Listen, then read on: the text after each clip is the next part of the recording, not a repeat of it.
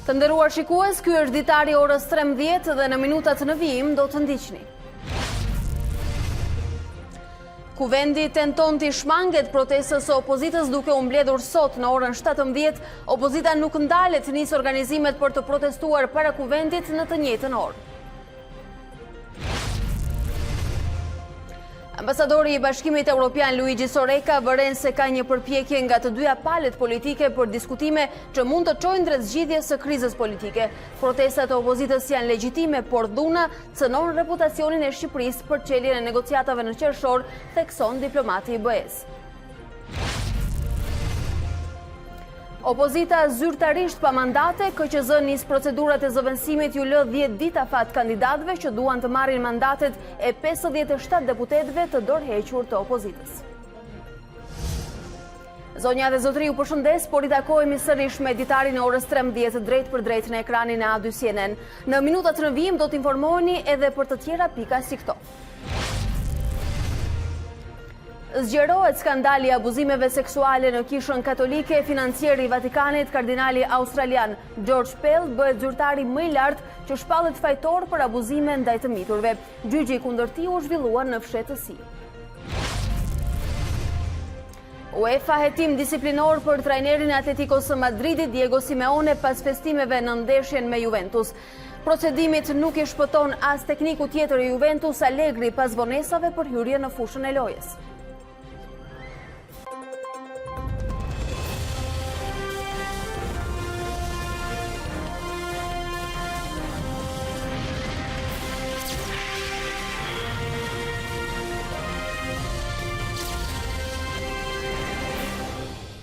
Të nderuar shikues, me dinamikën intensive të politikës në orët e fundit, do ta nisim edhe ditari në orës 13.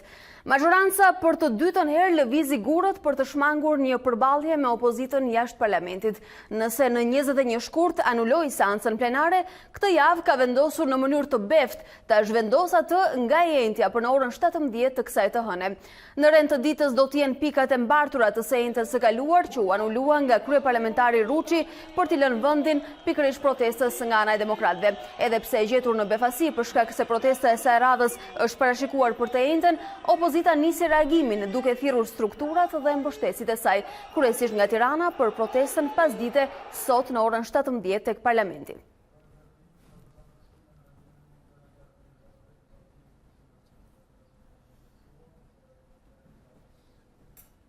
Është momenti të ndjekim dhe reagimin e kreut të deputetëve socialistë Zoti Tauland Balla për gazetarët ditën e sotme.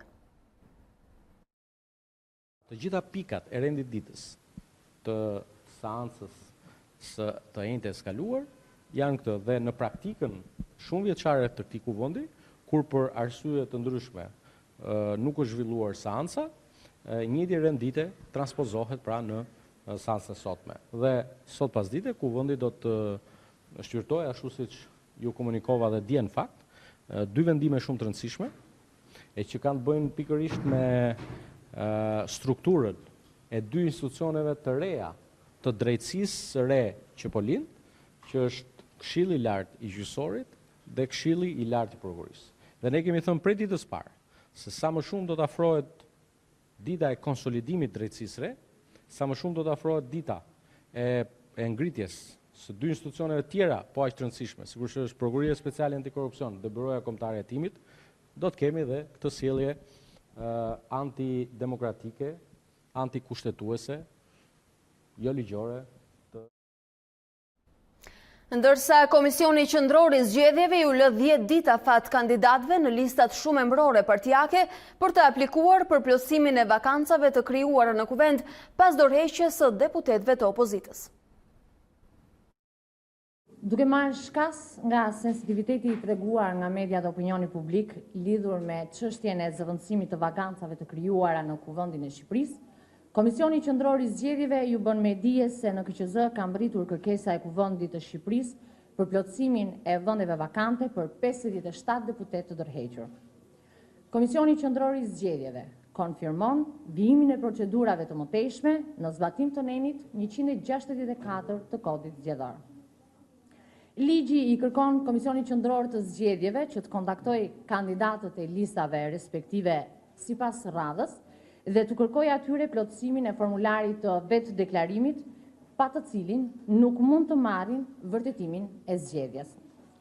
Kandidatët e listës shumë emërore kanë afat 10 ditë për dorëzimin e formularit të vetë deklarimit. Pas verifikimit dhe shqyrtimit nga administrata e Komisionit Qendror të Zgjedhjeve, zëvendësimet e vakancave të krijuara do të kalojnë në mbledhjet publike të Komisionit Qendror të Zgjedhjeve. Komisioni Qendror i Zgjedhjeve garanton se do të zbatojë ligjin me rigorozitet. Ju falemnderit. Ne presim nga qeveria dhe opozita të angazhohen në një dialog konstruktiv, ka qenë kjo një mbërthirjeve nga ambasadori i Bashkimit Evropian në Tiranë Luigi Soreka ditën e sotme, do ta ndjekim pas pak, por në këto momente kemi një komunikim të drejtë për drejtë për mediat nga Selia Bluar, zoti Edi Paloka, i cili u drejtohet, ne lidhemi dhe presim këtë fjalë. Presim për pak sekonda derisa të jemi në lidhje të drejtë për drejtë me Selin Blu në kryeqytet. Kemi fjalën e zotit Edi Paloka, e paralajmëruar pak momente më parë në një komunikim të drejtë për drejtë me gazetarët. Ndërkohë do t'i rikthejmë edhe një vëmendje thirrje që ka bërë ambasadori i Bashkimit Evropian pikërisht mes ditën e sotme. Qeveria duhet të punojë të udhëheqë vendin të përmbushë të gjitha detyrimet dhe angazhimet e saj për integrimin evropian. Opozita ka të drejtën të shprehë pozicionimin e saj në mënyrë paqësore pa dhunë. Lidhemi me Partinë Demokratike, është fjala e zotit Paloka në këto momente. Presim dhe për pak, i rikthemi fjalës së zotit Soreka, ne besojmë se ky vend është parlamenti për të bërë dialog dhe për të shprehur të gjitha parregullsitë. Ndjekim, është momenti zotit Paloka.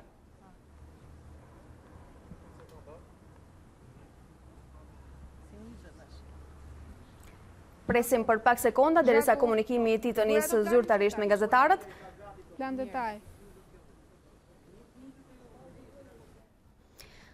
Do t'i rikthehemi këtë komunikimin në kohën që zoti Paloka nga Selia Blu do t'jeti gatshëm. Është momenti të ndjekim dhe fjalën e ambasadorit të Bashkimit Evropian Luigi Soreka, drejtuar sot për të dyja palët në mënyrë që ato t'i rikthehen dialogut për të shmangur krizën politike në vend. Ajo është që ta shpreh një herë mirë rëndësinë për bisedimet mes qeverisë dhe opozitës dhe të ndodhin në rrugë paqësore. Ndjekim zotin Soreka. Ne presim nga qeveria dhe opozita të angazhohen në një dialog konstruktiv. Qeveria duhet punojë të udhëheqë vendin, të përmbushë të gjitha detyrimet dhe angazhimet për integrimin evropian. Opozita ka të drejtë të shprehë pozicionin e saj në mënyrë paqësore pa dhunë. Është koha për ta të gjejnë një vend ku të angazhohen për diskutimet e tyre. Ne besojmë se ky vend është parlamenti. Opozita ka vendosur ndryshe. Ka një përpjekje për të dy palët të angazhohen në diskutime. Vizita e delegacionit të Parlamentit Evropian nuk është rastësi. Ajo është që të shprehë një herë mirë rëndësinë që bisedimet mes qeverisë dhe opozitës të ndodhin në rrugë parlamentare. There is now an effort from both sides to engage in discussion. Është i gatshëm tashmë, ndjekim fjalën e Edi Palokës nga zyra e Partisë Demokratike. Pasi, siç u bë dhe ju dëshmitar, i salduan dhe hyrjet për në parlament, sot kanë kaluar një legalitet plot për të shpëtuar kokën e politikisht plas të Edi Ramës, kanë filluar mbledhin parlamentin, jo vetëm sigur e kanë privat, po edhe një legalitet. Ndërkohë që ai tjetri bën antimitingun e radhës në Lushnjë, se vetë hikën fare, as nuk ri në parlament, dërgon taon me Spiropali në parlament. Sot të jenë të bindur që me këtë taktik dhe me këtë strategji nuk do arrin dhe nuk do shkojnë kurrkund. Ne ju kemi bërë thirrje të gjithë demokratëve dhe jo vetëm demokratëve, të gjithë qytetarëve të Tiranës, të gjithë atyre që kërkojnë prej kaq kohësh largimin e Ramës, që sot të jenë para parlamentit dhe ne do të zhvillojmë protestën ashtu siç e kemi deklaruar, sa herë të mbledhen, kudo që të mbledhen, sado që të kalojnë një legalitet dhe fshihet Rama, ne do na ketë pas. Zoti Paloka, ju keni frikë nga reforma drejtësisë dhe nga SPAK. Këto banalitetet e taos tash, ne që dorëzojmë imunitetin, kemi frikë nga drejtësia. Këta që fusin ligj për të rritur imunitetin dhe mos ja dorëzojnë deputetët më prokurorisë, megjithëse i kanë kapur të gjitha, edhe prokurorinë dhe drejtësinë të gjitha, dhe fusin ligj prap për të rritur imunitetin e tyre, këta që nga ata që s'kan frikë. Ne që kemi 6 vite në opozit, ne duhet kemi frikë nga drejtësia. E kuptoni dhe vetë se deri ku kanë arritur, nuk kanë më jo argumenta, po edhe banaliteti ju ka shkuar aty ku nuk mban më. Zoti Paloka, majoranca pritet që t'i kërkojë sot Komisionin Qendror të Zgjedhjeve që të mos kandidohen kryebashkiakët që kanë 3 mandate, duke prekur në këtë mënyrë jo vetëm vlerë për ne. Ne kërkojmë që t'ju krijojmë shqiptarëve kushtet për zgjedhje të lira dhe të ndershme. Kaq. Gjithë të tjerat, ky show i neveritshëm që vazhdon dhe përpiqen ta bëjnë duke mbledhur një parlament i legjitim, një legalitet, s'ka më asnjë vlerë. Çfarë vendimesh mund të marrin ata? Pastrohen edhe ata kryebashkiak që ju i keni akuzuar. Në emër të shqiptarëve jo, ata mund të marrin vendime në emër të bandave, në emër të krimit, po në emër të shqiptarëve s'mund të marrin më asnjë vendim. Kështu që lodhen kot edhe që fshihen, edhe që bëjnë gjitha këto akte që bëjnë. Nuk ka më parlament që të përvajsoj shqiptarët. Zoti Paloka, edhe një pyetje, lutem, ambasadori i Bashkimit Evropian, zoti Luigi Soreka, ka deklaruar sot se palët po tentojnë të ulen. Dhe një herë ka bërë edhe një rrethirje për një protestë paqësore. Keni koment? Nuk ka, protestat janë të qytetarëve. Ata të gjithë duhet të shohin, ju ka thënë Basha një herë dhe atë duhet të ndjekin. Mos i kërkojnë shqiptarëve asgjë për cilën nuk do e kërkonin për qytetarët e tyre. Kaq është përgjigjja jonë për këdo. Faleminderit. Një parlament i mbledhur në ilegalitet e përsëriti qëndrimin e tij zoti Paloka kësaj radhe nga selia e Partisë Demokratike. Sa herë të ketë seancë parlamentare, do të ketë një kundërpërgjigje nga ana opozitës me protesta, ishte zotimi i tij përsëritur. Në këtë moment do të shkojmë në një lidhje të drejtë për drejtë me gazetarin ton Jul Kasapi. Ministri i Brendshëm Sander Lesha u pyet ditën e sotme nga gazetarët për protestën e cila do të zhvillohet në orën 17 dhe masat e sigurisë që po ndërmerren për mbarvajtjen e saj edhe ditën e sotme. Do ta kemi Julin në komunikim të drejtë për drejtë për të na dhënë pak më shumë detaje. Juli, duket se seanca e thirrur sot ka vënë gjithmonë edhe opozitën për të protestuar në një lloj vështërsie, por efekti zinxhir përfshin edhe policinë e shtetit, të cilët tashmë duhet bëjnë dhe përgatitjet urgjente. Si pritet të jetë organizimi për sot? Po, është e vërtetë, Alba, faktikisht policia ashtu si dhe në 2 protestat e para ka marrë masat e nevojshme për sa i përket protestës të paparalajmëruar faktikisht nga ana e opozitës, por që do të mblidhet rreth orës 17 të pasdites para dyerve të parlamentit. Pak më parë në aktivitetin e mbajtur në policinë rrugore, ministri i Brendshëm Sander Lesha i tha se policia do të marrë të gjitha masat. Faktikisht ai u pyet nga ne lidhur me deklaratat e tij, të cilat sipas opozitës janë politika, i tha se deklaratat e tilla janë gjithnjë në shërbim të qytetarëve lidhur me sigurinë e tyre, ndërsa ajo çka mbetet paksa e vështirë është fakti se a do të ketë një shkëputje tjetër të valve për sa i përket ashtu siç ndodhi dhe në protestën e fundit të opozitës ku nuk kishte valë të telefonisë celulare. Zoti Lesha faktikisht nuk preferoi të përgjigjej, po la të kuptoi se diçka e tillë do të ndodhte gjatë protestës së sotme ku valët do të shkëputen, kjo për shkak të planit të masave të sigurisë. Ndjekim deklaratën e tij. Do të jeni në parlament? Po, patjetër. I ka marrë masat policia në këtë protestë?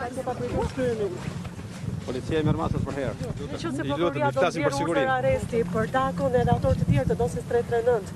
Si do të veprojë policia? Do të marrë këtë vendim apo do merr një udhëzime nga kryeministri? Siç veproi për herë, nuk merr policia udhëzime as nga kryeministri, as nga ministri. Policia merr udhëzime nga ligji.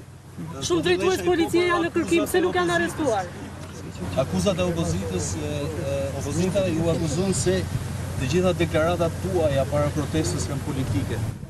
Nuk ka asnjë deklaratë politike. Të gjitha deklaratat e dhëna në para protestës, gjatë apo pas saj janë deklarata që shërbejnë sigurisë dhe mbarvajtjes së protestës dhe të sigurisë publike. Deklaratave të policisë thotë element të tretë do të marrin. Cilat janë këto elemente të tretë? Kush janë ato elemente?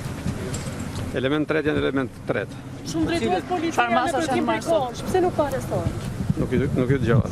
Shumë drejtues policia në kërkim prekosh, pse nuk po? Nuk ka shumë drejtues në kërkim prekosh. Ka disa oficerë policie që janë në kërkim. Do të kemi masa drastike siç ishte mbyllja e valve telefonike, zoti ministër? Nuk di të ketë masë drastike të tilla.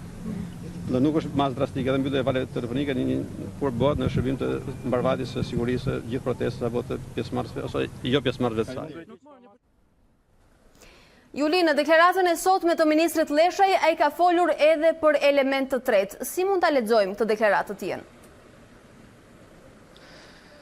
Faktikisht, Alba, ne pyetëm duke marrë shkas dhe nga deklaratat e njëpasqyrshme të policisë së shtetit, e cila shprehet se qytetarët duhet kenë kujdes pasi element tret mund të kenë motiv ose arsye për të destabilizuar vendin, por dhe persona me precedent theksuar kriminal të cilët mund të qëllojnë ndaj policisë dhe mund të përplasen me të.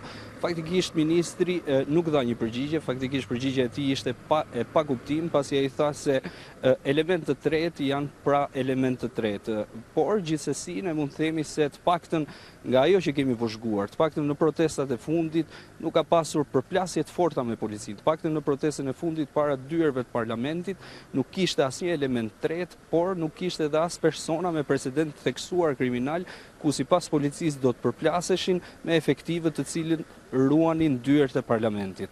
Megjithatë, pritet të shohim se çfarë do të ndodhë sot. Ju lumt falenderoj për të gjitha detajet që sollen në këtë komunikim. Sigurisht që do kemi komunikime të tjera bashkë gjatë ditës për të parë edhe curinë e protestës dhe masat e sigurisë. Faleminderit që ishe me ne.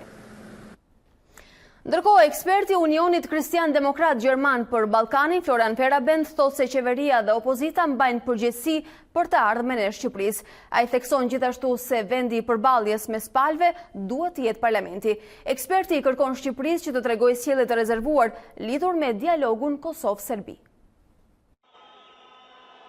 Qeveria dhe opozita mbajnë përgjegjësi për të ardhmen e Shqipërisë, kështu shprehet për Deutsche Welle eksperti i Fondacionit Konrad Adenauer për Ballkanin Perëndimor, Florian Ferabend, duke komentuar vendimin e Partisë Demokratike për dorëzimin e mandateve të deputetit. Këshilltari i Partisë së Unionit Kristian Demokrat thotë se vendi i përballjes mes palëve është parlamenti. Nisur nga sfidat e mëdha që ka përballë Shqipëria, nisur edhe nga çelja e mundshme e negociatave me Bashkimin Evropian që është parashikuar të ndodhë në shtator, është e domosdoshme që parlamenti të jetë funksionues, të kryejë funksionin e tij kontrollues mbi qeverinë. Jo vetëm qeveria, por edhe opozita duhet të mbajë përgjegjësi për të ardhmen e Shqipërisë. Eksperti i CDU për Ballkanin flet edhe për përfshirjen e Shqipërisë në fazën finale të dialogut me Serbinë, duke kërkuar sjellje të rezervuar. Qarkullojnë shumë thashë theme disa prej të cilave ndoshta të vërteta që i atribuojnë kryeministrit shqiptar Edi Rama një rol të rëndësishëm në diskutimin e shumë përfolur aktualisht mbi korrigjimin e kufive ose ndërimin e territoreve midis Kosovës dhe Serbisë. Dialogu i udhëhequr nga Bashkimi Evropian midis shteteve sovrane Kosovë dhe Serbi ka si qëllim normalizimin e marrëdhënieve. Në fund ai thekson se përfshirja e Gjermanisë në dialogun Kosovë-Serbi do të ndikonte në arritjen e një zgjidhjeje mes palëve. Të nderuar shikues të ekranit të A2 CNN, jemi rikthyer drejt për drejt në studion e Ditarit me të ftuarën e orës 13. Zonja Ledina Mandia, ish zëvendës kryeministre e qeverisë teknike, e dal nga marrëveshja PSD në vitin 2017. Mirëdita dhe mirë se vini, zonja Mandia. Fillimisht do të kemi rastin të ndjekim një prononcim të kryeministrit të bërë në datë 22 shkurt për qeverinë teknike tuaj të asaj kohe dhe rikthehemi bashkë për ta vjuar diskutimin. Shohim deklaratën dhe argumentat e kryeministrit për përfshirjen e demokratëve në zgjedhjet e asaj kohe. Kujtoj se opozitës ju dham të gjitha portofolet që kërkoj. Përfshirë dhe Ministrinë e Brendshme, si edhe disa agjenci shtetërore të lidhura sipas saj me ndikimin në zgjedhje, plus kryetarin e Komisionit Qendror Zgjedhjeve dhe gjithçka tjetër opozita kërkoi. Kishim një synim të vetëm: mos kontestimi i rezultatit të zgjedhjeve nga UNCI dhe mos përbaltja e Shqipërisë në gjuhë huaj. Mbi këtë dakordsi thelbësore u firmos edhe marrëveshja e minutës fundit, ju besoj e kujtoni mirë që të gjithë.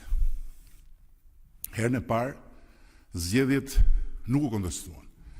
Faji u la popullit, që e dërmoi me 1 milion shuplaka pushtetin atyre që sot vetquhen popull i zemëruar, ndërkohë që akoma s'kan reflektuar pse humbën herën e parë, dhe kjo është një nga arsyet pse humbën edhe më thellë herën e dytë. Kur zgjedhjet përsëri nuk u kontestuan, por paqja zgjati sa ëndra e një vere, sepse në vjesht rifilloi avazi, ai i vjetri, i kontestimit të zgjedhjeve dhe i përbaltjes së Shqipërisë. Avazi që sot ka arritur një kulm të ri. Tashmë jemi rikthyer në studio për të vijuar bisedën me zonjën Ledina Mandia. Zonja Mandia, e dëgjuam deklaratën e kryeministrit të bërë për qeverinë tuaj teknike të asaj kohe, tha se u adham të gjitha portofolet. U adhan portofolet dhe ju patët mundësia së kohë të bënit një analizë, një raport për zgjedhjet e 25 majit, i cili kaloi me lehtësi, le ta themi, nuk u mor shumë parasysh, nuk bëri shumë zhurmë, pavarësisht se kishte fakte dhe argumenta të jashtëzakonshme. Sot, kur zgjedhjet po rikthehen në diskutim, çfarë mund thoni nga periudha dhe raporti i parë në atë kohë që kishte shumë parregullsi? Atëherë, faleminderit për intervistën në radhë parë. Dëgjova dhe deklaratën e kryeministrit të vendit, gjithashtu kam dëgjuar deklaratën më përparshme të kryeministrit të vendit në lidhje me punën e ministrave teknik dhe në lidhje me raportin e ministrave teknik. Janë thënë më të tjera që raporti është hartuar në zyrat e Shupit apo të Partisë Demokratike. Në fakt është një realitet komplet tjetër. Kur e morëm detyrën, unë së bashku me kolegët e tjerë, të cilët ishin me të vërtet teknik, morëm përsipër për të dhënë një kontribut për të siguruar qytetarëve shqiptarë zgjedhjet lira dhe të ndershme. Kuptohet që afati kohor për ta bërë këtë ishte shumë i shkurtër, nuk ishte një VKM në lidhje me mënyrën si do të punonin ministrat teknik, si do të ngrihet task force, që do të monitoronte. Megjithatë, kjo u bë mundur vetëm datën 1 qershor dhe vetëm pas datës 1 qershor në datën 5 u krijua dhe u konstitua task force. Me pjesëmarrjen jo vetëm të ministrave teknik, por edhe të ministrave të mazhorancës, të cilët për hir të së vërtetës nuk morën pjesë asnjëherë në këto takime të task forces. Nga ana tjetër mund të them që pavarësisht angazhimit të ministrave teknik, kishin portofole edhe të rëndësishme në administrat, por nuk do të thotë që kishin portofole të rëndësishme, për shembull në lidhje me policinë e shtetit, pavarësisht punës së bërë nga Ministria e Brendshëm, nuk ishte një bashkëpunim i cili do të ishte efektiv të quaj me drejtorin e përgjithshëm të policisë. Mund të them që gjatë kësaj kohe ministrat teknik u penguan në punën e tyre, duke filluar nga Ministri i Arsimit, Ministri i Financave me radhë, dhe në fund ne dolëm me një raport, është e vërtet, por raporti jepte shifra, për shembull jepte shifra të tilla që kishte 485 denoncime në lidhje me krimi elektoral, ku 385 nga ato kishin bëjnë vetëm me korrupsionin aktiv pasiv gjatë zgjedhjeve dhe vetëm 69 të tilla u ndoqën nga ana e policisë përgjithshme të shtetit. Mund të them që ministrat teknik bën 110 kallëzime penale, fazet të cilave nuk dihet edhe sot, por ditë të them edhe këtë që gjetjet tona ishin në lidhje me implikimin e forcave të policisë në mbështetje të subjekteve elektorale, kishte lidhje me implikimin e forcave të policisë së bashku me element kriminal në mbështetje të subjekteve elektorale, kishte lidhje në lidhje me sa i takon përdorimit të burimeve të paligjshme financiare gjatë fushatës elektorale, gjë e cila me kalimin e këtyre 2 viteve, pothuajse, rezulton që të kenë qenë vërteta, sepse ju po më flisni për shumë parregullsi. Aso kohë mazhoranca tha se është një raport vetëm i teknikëve dhe nuk ka fakte, argumenta dhe dokumenta që mund të provonin parregullsitë aty. Në fakt, mund të them që denoncimet e qytetarëve shqiptar nuk janë fakte të pabesueshme. Pra, kishte plot denoncime qytetarëve shqiptar. Denoncimet ishin jo vetëm në zyrën e zëvendësisë kryeministrit, por ishin pikërisht në Ministrinë e Rendit, por edhe fakte të gjetura nga ministrat teknik. Është për të ardhur keq që në raportimet e bëra nga ana e gjithë ministrive kishte një disbalancë mes raportimeve të sjella nga ministrat teknik dhe nga ministrat e mazhorancës. Ministrat e mazhorancës flisnin për një qetësi gjatë procesit zgjedhor dhe gjatë fushatës elektorale, mos pjesëmarrje të administratës në zgjedhje. Pra kishte një mos rakordim në raportime edhe për të njëjtën periudhë. Pra ne pam që ministrat teknik domethënë bën 110 kallëzime penale dhe nuk pam një kallëzim penal të bërë nga ana e ministrave të mazhorancës sa i takon në shpërndarjes votës, apo pjesëmarrjes së administratës në fushatën elektorale. Pra duhet të them që në qoftë se nga Ministria e Brendshme kishte 485 denoncime, 315 nga këta në lidhje me krimin elektoral sa i takon shpërndarjes votës, në rastin e ministrive të tjera, të cilat i kishte mazhoranca, nuk e pa një situatë të tillë. Aso kohë u tha se konstatimet tuaja nuk morën dritë njëshile nga task forca. Ju sot po më thoni se task forca jo vetëm që u vonua, por edhe ju pengoi. Mund të them, task forca kishte në përbërjen e saj jo vetëm ministra teknik, ju thash edhe herë, por kishte edhe ministrat mazhorancës, të cilët nuk morën pjesë fare. Kishte, domethënë, gjë që besoj e bënte të pamundur verifikimin e rasteve. Kishte pjesëmarrës të administratës së lartë shtetërore apo të institucioneve të pavarura, por duhet të them që verifikimi i rasteve duhet bëhet nga patrullat e policisë shtetit. Verifikimi i rasteve në masa operacionale vetëm për ditën e zgjedhjeve nuk u ndoj fare nga ana e drejtorit përgjithshëm të policisë shtetit. Pra, është vërtet që ministri i brendshëm kishte një portofol aty, por pa një bashkëpunim me drejtorin përgjithshëm të policisë shtetit, ndërkohë që policia e shtetit ishte në suport të subjekteve elektorale. Policia e shtetit kishte bashkëpunim me element kriminal për të mbështetur subjekte të caktuara elektorale, do të thotë që nuk mund të realizohej detyrat të cilën kishte marrë përsipër pikërisht ministra teknik në këtë task force. Zonja Mandia, me këtë listë me parregullsi, konstatimet parregullta në ato zgjedhje dhe denoncimet të ardhura nga vetë qytetarët, a u ndoq ndonjë prej këtyre rasteve në terren nga policia? O mor mundimi që të paktën një nga ato të verifikohej? Të them të vërtetën, unë kam qenë në lidhje drejt për drejt me drejtorin e përgjithshëm të asaj kohë dhe i kam kërkuar, domethënë, me një herë verifikimin e rasteve, të paktën për rastet të cilat janë telefonuar në drejtimin tim nga ana e qytetarëve. Dhe gjithmonë është thënë që shkoi patrulla, por kur shkuan nuk gjetën njëri etj. Me radhë. Do të thotë që është çështje vullneti. Në qoftë se nuk do të kishte vullnet nga ana e policisë shtetit dhe në qoftë se më vonë u vërtetua dhe po vërtetohet që ministra apo kryetar bashkish kanë qenë në komunikime telefonike drejt për drejta me element kriminal për shqipërirje vote, apo kemi parë deri në nivel edhe më të lartë se drejtorë të policive, të cilët kanë qenë të implikuar në burimet e paligjshme financiare për shqipërirjen e votës, apo të implikuar në mbështetje të subjekteve elektorale në bashkëpunim edhe me element kriminal, gjë që është provuar gjatë këtyre 2 viteve dhe i kemi parë, publiku i ka parë, do të thotë që është katërcipërisht e provuar që gjetjet e raportit të ministrave teknik ishin të vërteta, pavarësisht se ato nuk u provuan nga ana e autoriteteve të cilat kishin për detyrë për ta bërë këtë, siç ishte drejtori i përgjithshëm i policisë apo drejtori i përgjithshëm i pastrimit parave. Gjë e cila është kërkuar dhe në rekomandimet e dhëna nga ana e ministrave teknik, është kërkuar pikërisht organeve të akuzës, të prokurorisë të punojnë fuqishëm në këtë drejtim për të hetuar rastet, gjë të cilën unë nuk e di, domethënë konkretisht cilat janë gjetjet përfundimtare mbi bazën e kallëzimeve të adresuara nga ana jon, apo KLSH-ja për të verifikuar rastet e përdorimit të fondeve publike në mbështetje subjekteve elektorale në bazë të nderimit të burimeve financiare ndërkohë që nuk ishin buxhetuara për vitin përkatës, apo në rastin e punësimit dhe lëvizjeve në administratën shtetërore gjatë një muaji që ishte fushata elektorale. Pra, zëri juaj është ngritur edhe për fondet në atë kohë. Po patjetër, jo vetëm për fonde, është ngritur edhe në lidhje me punësime dhe lëvizjen në administratë gjatë fushatës elektorale. Edhe gjithashtu kanë munguar verifikimet? Verifikimet, kemi pasur një pengesë në verifikimet e bëra nga ana drejtorive të cilat i kishte mazhoranca, kuptohet, dhe sepse puna është zinxhir, me të vërtetë mund të kesh disa portofola në qeveri, por nuk është e thënë që ti ke gjithçka, sepse administrata ishte në shërbim të dikujt tjetër. Administrata dhe drejtorët e përgjithshëm nëpër ministri ishin në pengesë të punës të ministrave teknik. Kemi parë pengim të punës tek Ministria e Financave, pengim të punës tek Ministria e Arsimit, krijimi i situatave i artificeve të cilat ishin të panevojshme. Mendoj se duhet kishte një bashkëpunim me të gjithë aktorëve në mënyrë që të siguronin për qytetarët shqiptar zgjedhje të lira dhe të ndershme.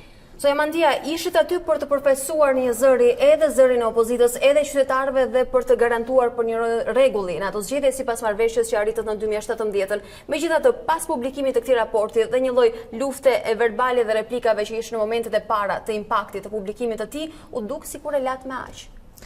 Të them të vërtetën, misioni im më mbaroi në një moment caktuar. Unë isha me të vërtet teknike dhe këtë e tham me bindje të plot dhe jam shumë e sinqert në këtë, ndërsa sot me të vërtet jam anëtare e Këshillit Kombëtar për të dhënë një kontribut kuptohet për vendin, por gjithsesi medalet e mia që kam bërë, qoftë në lidhje me gjetjet e raportit të hartuar nga ana e ministrave teknik, dhe që duhet ishte në fakt produkt i task forces, por për arsye të cilat ju a thash nuk arriti të konsiderohej si e tillë. Mbeti një produkt i teknikëve. Mbeti një produkt i teknikëve pak a shumë, u anatemua sikur ishte produkt i Partisë Demokratike, që nuk ishte e vërtet. Për atë produkt është bërë punë, me të vërtet punë. Qoftë ministra teknik, qoftë stafi im, ministra teknik kanë pas detyrën e raportimit sikur edhe ministrat e mazhorancës, ndërkohë që raporti është hartuar nga stafi im në drejtimin tim. duke punuar edhe në orët e vona të natës. Megjithatë, gjatë daljeve publike jemi munduar që të theksojmë pikërisht dhe gjetjet tona dhe rekomandimet për të ardhmen, duke kërkuar edhe institucioneve përkatëse, qoftë pavarura, por edhe organet akuzës për të vazhduar hetimin e këtyre rasteve. Dhe një kopje raportit është dërguar edhe KLSH-s, është dërguar edhe prokurorisë dhe unë mendoj dhe unë besoj se një kopje e këtij raporti dhe këtyre gjetjeve është dorëzuar edhe në ambasadën atë kohë. A ka pasur një reagim, një feedback qoftë dhe informal, ndoshta mes jush? Në fakt, raporti është dërguar tek misioni OSBE-s, është dërguar ambasadës amerikane, gjithashtu misionit BE-s, përveç komunikimeve të drejt për drejta nga ana ime dhe gjetjeve të raportit, më pas ju thash me mbarimin e misionit tim unë nuk e kam ndjekur, të them vërtetën, dhe nuk kam pasur një komunikim nga ana tyre. Është vërtet që kam pas një komunikim me zotin Boshart, në momentin që është bërë dhe komunikimi i gjetjeve nga ana e OSBE-Odirit, duke më pyetur edhe në lidhje me gjetje, për shembull në lidhje me implikimin e elementeve. Dhe cila ishte përshtypja që kishin nga konkluzionet që u nxorën? Përshtypja mund të ishte e tillë, ishte vërtet që mund të kishte pas fenomen të shqiplerës votës, por gjithsesi ishte problemi i faktimit të këtyre rasteve në pjesën mallore të tyre, sepse nuk janë pak 315 denoncime për shqiplerje vote dhe 110 të tjera të bërë nga ministra teknik, por në lidhje me implikimin e drejtuesve të policisë së shtetit, të cilat nuk ishin të pakët, pra kishte raste të tilla në Dibër, në Shkodër, në Lezhë, ku ministri i Brendshëm kërkoi edhe shkarkimin e këtyre drejtorëve, gjë që nuk u realizua asnjëherë nga ana e zotit Çako, dhe më pas rezultoi të ishte e vërtet. Kishin dyshimet e tyre në lidhje me provat me radhë. Cilat duheshin verifikuar. Gjë e cila në fakt u provua më pas. Zonja Mandia, më folët për mos rakordancë, mungesë vullneti nga palët, mungesë dëshire për të komunikuar dhe për të bashkëpunuar në të kohë me qeverinë teknike. Kjo qeveri teknike e 2017, se cila doli si produkti një marrëveshje, a i shërbeu dikujt për diçka? Në fakt unë mendoj pavarësisht se po t'i kthehemi, termat nuk ishin shumë të sakta, të paktën me punën e ministrave teknik. Ju thash që vetëm VKM-ja në lidhje me monitorimin u artua në një kohë shumë të shkurtër dhe u aprovuan një kohë shumë të shkurtër, por 20 ditë kishte kohë task force-a, sepse në 5 u konstitua si task force, pra për të bërë një punë konkrete, jo vetëm nga ministri teknik, po së bashku edhe me përfaqësues të majorancës, së bashku edhe me përfaqësues të institucioneve të pavarura. Kështu që mendoj se kjo shërbeu si një eksperiencë për treguar se çfarë ndodhte gjatë fushatës elektorale në Shqipëri, për treguar disa të dhëna, të cilat ndoshta edhe pse jo të provuara katërcipërisht në atë kohë, po tregohen të vërteta sot, tregojnë një fenomen që ka ekzistuar i shqiplerjes votës, por ama siguroj edhe një qetësi gjatë procesit zgjedhor për qytetarët shqiptarë. Në mënyrë që mos kishte incidente, kjo është shumë e rëndësishme për popullin, dhe pavarësisht nga fjalët që janë thënë gjatë asaj kohe, unë mendoj se një punë e mirë u bë nga ana e ministrave teknik, por do të dëshiroja një seriozitet dhe sinqeritet nga ana e përfaqësuesve të majorancës në qeveri për të dhënë kontributin e tyre pikërisht në këtë proces për të siguruar qytetarëve shqiptar zgjedhje të lira të ardhshme. Zonja Mendia, faleminderit që ishit sot këtu. Faleminderit juve. Ndërkohë, bashkëraportuesit për monitorimin e Shqipërisë nga ana e Asamblesë Parlamentare dhe Këshillit të Evropës kanë shprehur gjithashtu shqetësimin për dorëheqjen e deputetëve të opozitës nga mandatet e tyre parlamentare. Në një deklaratë publikuar në faqen zyrtare të Këshillit të Evropës, raportuesit janë shprehur, si një citim, në një shoqëri demokratike, parlamenti është qendra e debatit politik, dialogut dhe diskutimit. Parlamentarët i përkasin parlamentit. Po ashtu, duke përshëndetur faktin se protestat e kohëve të fundit janë zhvilluar në një mënyrë paqësore, ata i kërkojnë deputetëve të opozitës të rishohin dorëheqjet e tyre dhe t'i kthehen parlamentit. Por për herë të parë në një reagim nga Bashkimi Evropian, vjen një mesazh edhe për kryeministrin Rama. Këshilli i Evropës i bën thirrje shumicës që të sigurojë një hapësirë të përshtatshme që opozita të funksionojë dhe të angazhohet në një dialog të sinqertë dhe domethënës me të mbi reformat kryesore dhe qeverisjen e vendit.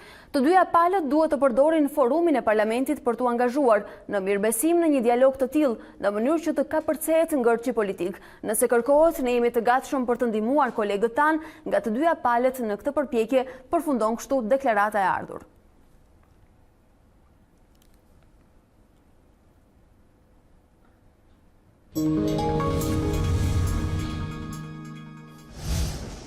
E ndërkohë që opozita ka njoftuar protest për ditën e njëjtë, një aktivitet i madh organizohet nga qeveria. Bëhet fjalë për samitin e dytë të diasporës. Zëvendës ministri i jashtëm Etienne Xhafa ishte tek Ditari mëngjesit në A2CNN për të shpjeguar qëllimet e këtij samiti që është pritur me kritika pozitive dhe negative brenda vendit, por edhe në diasporë. E ndjekim. A mund të më thoni disa prej produkteve konkrete që kanë ndryshuar ose përmirësuar këtë relat me diasporën? Absolutisht. Strategjia e bashkëpunimit të diasporën janë 73 masa të ndryshme, për secilën nga të cilat ka një grup pune të përcaktuar dhe fillojnë që nga shpërndarja e librave dhe titujve dhe publikimeve shqip tek diaspora, deri te përgatitja e përmbajtjes nga ministrit, nga televizionet ndryshme të materialeve specifike për diasporën. Këto janë nisma të cilat janë implementuar.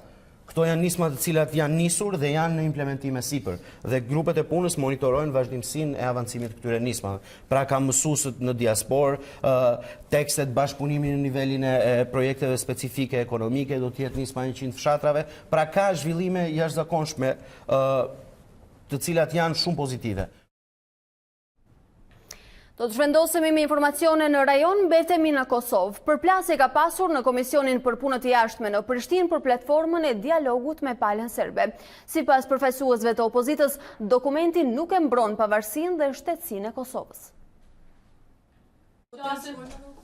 Platforma për dialogun me Serbinë shkaktoi debate të anshpra në Komisionin për Punë të Jashtme, Diasporë dhe Investime Strategjike në Kosovë. Komisioni miratoi projektligjin për detyrat dhe përgjegjësitë e delegacionit shtetëror, por nuk kaloi për votim platformën për dialog. Kryetaria e Komisionit për Punë të Jashtme, Vjosa Osmani, u shpreh. Kemi para nesh është një dokument që as nuk e mbron territorin e Kosovës, rrjedhimisht nuk e mbron pavarësinë dhe shtetësinë e saj. Antari i Komisionit nga lëvizja vet vendosje Glauk Konjufca tha se nëse shteti i Kosovës ka nevojë për ndonjë platformë, ajo do duhet të ishte si të ndalet presidenti Hashim Thaçi që të mos bëjë shkëmbim të territorit me Serbinë. Delegacioni shtetëror do t'i adresohet presidentit edhe t'i tregoj që presidenti nuk ka mandat për me zhvillu qatë aktivitet që e ka bërë deri sot. Deputet nga partitë politike në pushtet thanë se nevojitet unitet dhe pajtim për të mbrojtur interesat e vendit. Kryeministri i Kosovës, Ramush Haradinaj, i cilëson spekulime raportimet e mediave se ndarja ndërmjet Kosovës dhe Serbisë në vija etnike është marrëveshje për krahur nga Shtetet e Bashkuara të Amerikës dhe Bashkimi Evropian. Ai thotë se nuk do të ketë eksperimente me kufit. Ndjekim deklaratën e Haradinajt. Nuk bëhen kësi eksperimentesh me Kosovën, do ta kuptoni këtë. Pra s'do të ketë eksperimente të tilla me kufijas, me territoras. Nuk ka eksperimente. Kosova është 17 shkurtit, kushtetuta jonë vetëm një Kosovë. Kushdo tjetër që diskuton, domethënë janë duke bërë shkelje kushtetuese dhe ligjore dhe ata do të ndiqen penalisht.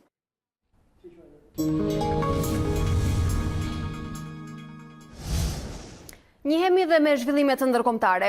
Qeveria e Islandës synon të ngrejë një fond sovran investimi prej 2.5 miliard dollarësh. Kjo vjen vetëm një dekadë pasi vendi u rënua nga kriza financiare, por duket se masat e marra nga shteti dhe brumi i futurizmit e kanë ndihmuar Islandën të mbajë një grumbull parash për ditë të vështira, e madje edhe të investojë.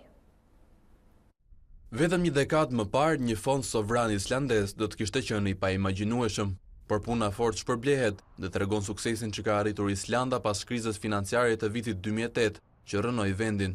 Shteti ndoqi një politikë për të pasur banka me kapital vendas, zhduku borxhin konsumator, por edhe pati një bum turizmi që e ndihmoi të arrinte një suficit në financa. Koalicioni i qeverisës propozon një fond prej 300 miliard kronor apo 2.5 miliard dollar. Kjo llogaritet në rreth 7.000 dollar për çdo banor. Krahas rezervave valutore të Islandës, fondi do të shërbejë për të mbrojtur içullin e vogël në veri të Atlantikut ndaj ngjarjeve të paparashikueshme. Ai do të investojë jashtë shtetit, duke blerë aksione kompanish dhe bono e obligacione. Kursimi është i nevojshëm për islandezët, edhe për shkak se ndodhen mbi një shtrat vullkanesh. Është kjo pasuri gjeologjike që do të furnizojë me para fondin sovran, ku do të shkojnë të gjitha të ardhurat nga burimet e energjisë. Zgjerohet skandali i abuzimeve seksuale në Kishën Katolike. Financieri i Vatikanit, kardinali australian George Pell, bëhet zyrtari më i lartë që shpallet fajtor për abuzime ndaj të miturve. Gjyqi kundër tij u zhvillua në fshehtësi. Skandali i abuzimeve seksuale shkon në dyert e Selisë së Shenjtë, një prej zyrtarëve më të lartë në Kishën Katolike dhe financieri i Vatikanit, u shpall fajtor për një sër akuzash për abuzime seksuale gjatë një procesi të fshehtë gjyqësor. Procesi u zhvillua në muajin dhjetor, por ekzistenca e tij u zbulua vetëm tani. Kardinali australian George Pell, 77 vjeç, me shumë gjaz do të përballet me dënimin me burg, pasi një juri e shpalli atë fajtor për marrëdhënie seksuale me një të mitur dhe 4 akuza të tjera që kanë të bëjnë me akte të pamoralshme, me ose në praninë e fëmijëve në vitet 90. Dënimi i Pell, këshilltari ngushtë i Papa Franceskut, premton të trondisë dhe më tej Kishën Katolike, reputacioni së cilës është minuar ndjeshëm nga akuzat për abuzime seksuale. Lajmi për dënimin e kardinalit George Pell për abuzime seksuale ka tronditur Australinë dhe të gjithë botën. Konferenca e arqipeshkëve është dakord se çdo kush duhet të jetë i barabartë përpara ligjit. Shpresojmë që drejtësia të vihet në vend. Pell është zyrtari më i lartë katolik që shpallet fajtor për abuzime seksuale. Prokuroria u mbështet në dëshminë e një burri i cili tha se Pell kishte abuzuar me të dhe një djalë tjetër në katedralin e Melbourne-it pas një meshe të së dielës në vitin 1996. Viktima e dytë vdiq më vonë nga mbidoza, pa e rrëfyer asnjëherë abuzimin. Kardinali pretendon pafajësinë dhe është zotuar të apelojë vendimin. E ndërkohë, në reagimin e tij të parë pas njoftimit për dënimin e kardinalit George Pell për abuzime seksuale, Vatikani konfirmoi se Papa Francesku e kishte ndaluar atë të ushtronte publikisht detyrën dhe gjithashtu të kishte kontakte me fëmijë. Zëdhënësi i Vatikanit Alessandro Gisoli i tha gazetarëve se lajmi ishte shumë i dhimbshëm, por shtoi se kardinali pretendonte fajësinë dhe kishte të drejtë të mbronte veten deri në fund. Vendimi i gjykatës së Melbourne-it ndaj tij ishte subjekti një urdhri që pengonte raportimin mbi rastin deri në heqjen e kufizimeve nga gjykatësi ditën e martë. Kalojmë të rejat nga sporti. UEFA tashmë ka hapur një hetim disiplinor për trajnerin e Atleticos së Madridit, Diego Simeone, lidhur me festimin e golit në ndeshjen ndaj Juventus. Simeone pas golit të parë u kthye nga tribuna e stadiumit duke bërë veprime as pak të hijshme. Shpjegimi për festimin e tij nuk e bind Komisionin e Disiplinës së UEFA-s, që tashmë do të shqyrtojë çështjen në një afat që pritet të konfirmohet së shpejti. Sa ka që edhe tekniku i Juventus Allegri do të procedohet për shkak të vonesës së futjes në fushë në rifillimin e 45 minutave të dyta. Shkelja edhe pse jo e natyrës së Simeones përfshihet në të njëjtën pikë të rregullores që lidhet me etikën dhe integritetin sportiv.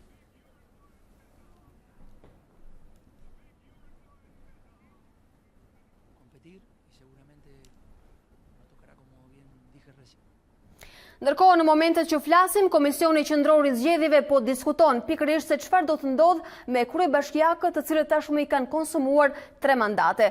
A duhet të kandidojnë edhe për një mandat të 4 apo jo?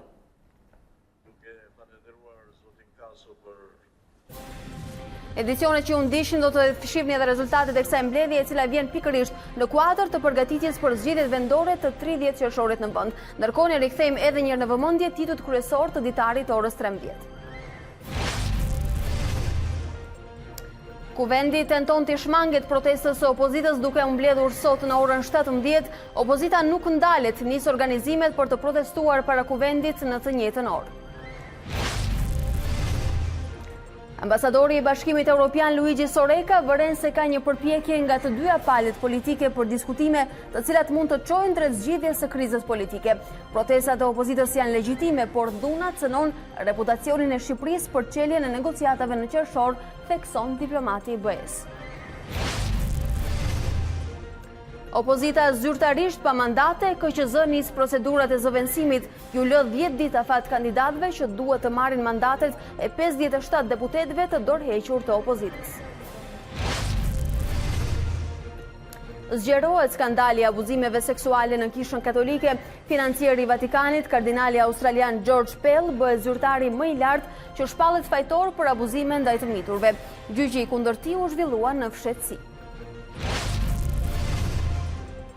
UEFA hetim disiplinor për trajnerin e Atleticos së Madridit Diego Simeone pas festimeve në ndeshjen me Juventus.